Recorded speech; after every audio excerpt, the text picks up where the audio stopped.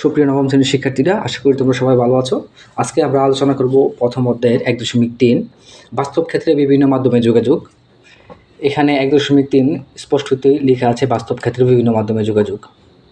দলে ভাগ হও, প্রত্যেক দল আলাদা আলাদাভাবে বিদ্যালয় বা এলাকার কোনো একটি সমস্যা চিহ্নিত করো। সমস্যাটি সমাধানের জন্য কার সাথে যোগাযোগ করতে হবে এবং কোন মাধ্যমে ও কী উপকরণ ব্যবহার করে যোগাযোগ করতে হবে তা আলোচনা করে ঠিক করো।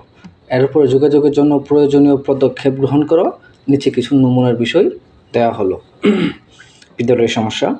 বিদ্যালয়ের খেলার মাঠ ব্যবহারের অনুপযোগী হয়ে আছে।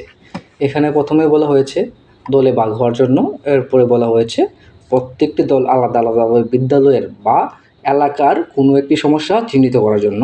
যেহেতু এখানে বিদ্যালয়ের একটি সমস্যা দেওয়া আছে, যদিও এখানে বেশ কয়েকটি সমস্যা দেওয়া আছে, আমরা একটি একটি করে আলোচনা করব। প্রথমে আমরা বিদ্যালয়ের খেলার মাঠ ব্যবহারের অনুপযোগী হয়ে আছে যে বিষয়টা আছে ওইটা নিয়ে আমরা প্রথমে আলোচনা করব। যেহেতু এখানে সমস্যা একটি চিহ্নিতকরণ করার কথা বলা হয়েছে, এখানে সমস্যা তো যেহেতু বিদ্যালয়ের খেলার মাঠ ব্যবহার অনুপযোগী হয়ে আছে একটা সমস্যা, এই সমস্যাটি সমাধানের জন্য কার সাথে যোগাযোগ করতে হবে। যেহেতু এটা বিদ্যালয়ের মাঠের সমস্যা, সেহেতু আমরা বিদ্যালয়ের প্রধান শিক্ষকের সাথে যোগাযোগ করব এবং কোন মাধ্যমে এবং কী কী উপকরণ ব্যবহার করে যোগাযোগ করতে হবে। সেক্ষেত্রে হচ্ছে আমরা যেহেতু বিদ্যালয়ের সমস্যা, বিদ্যালয়ের প্রধান শিক্ষকের নিকটে আমরা দরখাস্ত লিখব। দরখাস্তটা হচ্ছে আমরা লিখিত মাধ্যম, এবং দরখাস্ত লেখার জন্য হচ্ছে আমাদেরকে কাগজে কলম ব্যবহার করতে হবে। তো চলো দেখি কীভাবে দরখাস্তটা লিখতে হবে। 1.3 বিদ্যালয় খেলার মাঠ ব্যবহার অনুপযোগী হয়ে আছে। এজন্য হচ্ছে আমরা যার সাথে যোগাযোগ করতে হবে প্রধান শিক্ষক, যা আমি একটু আগে বলেছি, যে মাধ্যমে যোগাযোগ করতে হবে, লিখিত মাধ্যমে যোগাযোগ করতে হবে। যে উপকরণ ব্যবহার করব আমরা, এটা হচ্ছে কাগজে কলম। যোগাযোগের প্রয়োজনীয় পদক্ষেপ। সর্বশেষে যেটা বলা হয়েছিল, আমরা দলে আলোচনা করে এই সমস্যা সমাধানের জন্য প্রধান শিক্ষকের সাথে লিখিত মাধ্যমে যোগাযোগ করার সিদ্ধান্ত নিয়েছি। যোগাযোগের জন্য আমরা নিম্নোক্ত আবেদনটি লিখেছি। এখানে একটা কথা মনে রাখতে হবে যে আবেদনটা যেটা আছে, আবেদনের সম্পূর্ণ যে নিয়মটা আছে, নিয়মটা মেনে লিখতে হবে। এটা হচ্ছে ডিজিটাল নিয়ম। প্রথমে লিখব তারিখ। সবচেয়ে বড় কথা হচ্ছে এইখানে যেই আমরা ইয়েটা ফলো করেছি, মার্জিনটা ফলো করেছি, মার্জিনের বরাবর প্রত্যেকটা লেখা লিখেছি। একটু খেয়াল করো, একটু আমি তোমাদেরকে দেখাই, একটু দেখো। মার্জিনের বরাবর লিখেছি, এই পাশটা একদম মার্জিনের বরাবর লিখেছি। আর এটা অবশ্যই 1 পৃষ্ঠার মধ্যে লেখার চেষ্টা করবো। যদি 1 পৃষ্ঠার মধ্যে লিখতে না পারো, তাহলে হচ্ছে আমরা যখন খাতা খুলে যাতে 2 পৃষ্ঠা একসাথে যেভাবে শো করে ওইভাবে লিখতে হবে। চেষ্টা করবো 1 পৃষ্ঠা লেখার জন্য। একটু বড় করে দিই আমাদের বোঝার স্বার্থে।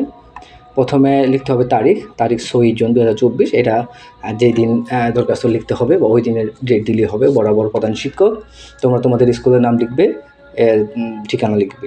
বিষয় বিদ্যালয়ের খেলার মাঠ সংস্কারের জন্য আবেদন। জনাব, যথাবিহিত সম্মান প্রদর্শনপূর্বক নিবেদন। এই কথাটা হচ্ছে কমন। এই কথাটা প্রত্যেকটা দরখাস্তের মধ্যে আমরা লিখতে পারবো।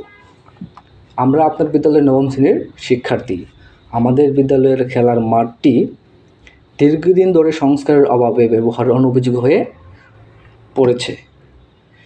আবারও বলি, আমাদের বিদ্যালয়ের খেলার মাঠটি দীর্ঘদিন ধরে সংস্কারের অভাবে ব্যবহারের অনুপযোগী হয়ে পড়েছে। আচ্ছা, অনেক জায়গায় উঁচু নিচু হওয়া, সামান্য বৃষ্টিতেই পানি জমে যায়।